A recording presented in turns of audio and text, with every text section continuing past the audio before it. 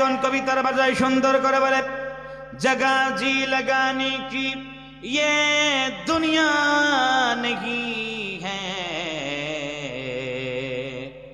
जगह जी लगाने की ये दुनिया नहीं है, इबरत की जागे तमाशा नहीं है। जगह जी लगाने की दुनिया नहीं है, এটা মন লাগানোর জায়গা নয়, এটা মন বসানোর জায়গা নয়।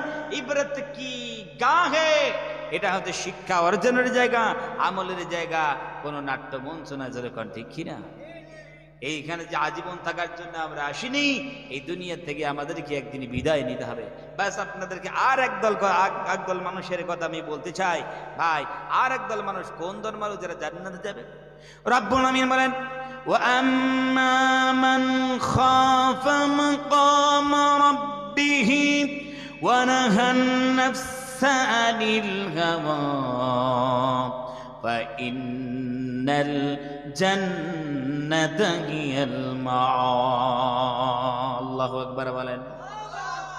রব্বুল আমিন বলেন, وَأَمَّا مَنْ خَافَ مَقَامَ رَبِّهِ, যেই ব্যক্তিরে ভয় করলো যে কাল কিয়ামতের ময়দানে কঠিন মুসিবতের দিন রব্বুল আলামিনের সামনে দাঁড়াতে হবে, আল্লাহ রব্বুল আলামিনের আদালতে দাঁড়িয়ে জীবনের সমস্ত হিসাব কিতাবগুলো বুঝাইয়া দিতে হবে।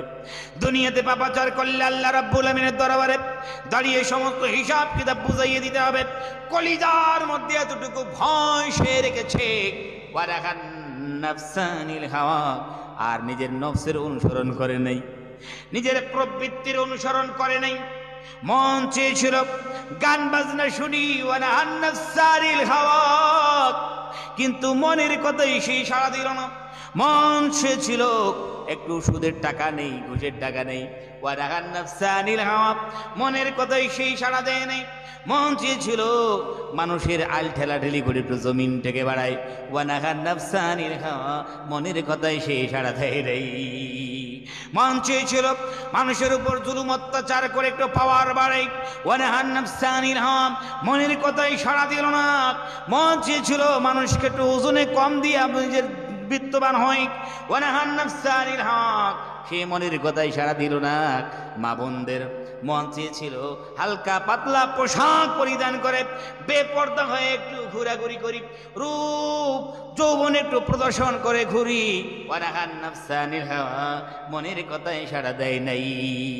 রব্বুল আলামিন বলে, বান্দা বান্দিনা, দুনিয়ার মুখী তোমাদের মন অনেক কিছু করতে চাইলো, কিন্তু তোমরা সাড়া দিলে না। তোমরা স্যাক্রিফাইস করলে, কুরবানি করলে, আমার ভয়ে অনেক কিছু কাজ তোমার করতে ইচ্ছা হলো, তোমরা করলে না। আমি রব্বুল আলামিন এমন তোমার রব।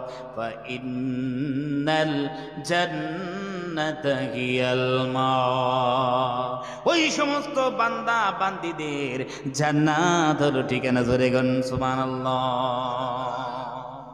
জান্নাত ঠিকানা যদি আমরা আল্লাহকে ভয় করতে পারি, আর মনের কথায় যদি আমরা সাড়া না দেই, প্রবৃত্তির প্রতি আমরা যদি অনুসরণ না করি, রব্বুল আলামিন জান্নাত আমাদের জন্য ঠিকানা বানাইয়া রেখেছেন। কিন্তু